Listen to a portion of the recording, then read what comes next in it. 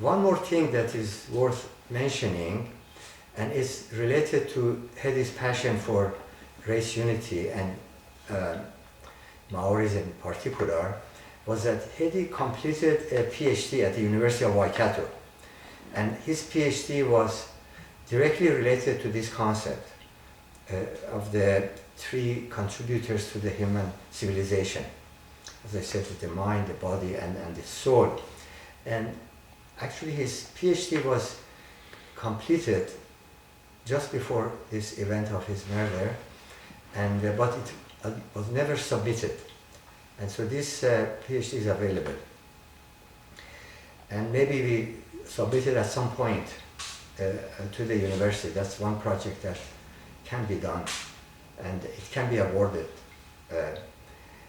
The second thing I remember significant to mention is Hedi's son, Darwin, that he came to New Zealand. Darwin lives in the United States, and with his wife and the young baby.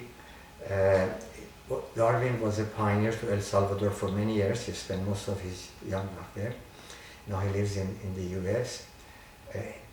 Darwin was also adopted by the Maori tribes as a recognition of Hedi. So we have these two individuals, one Persian, one American, that were adopted by the Maoris. So this connection, spiritual connection with the Maoris is important for Hedi, and hence it's important to mention that.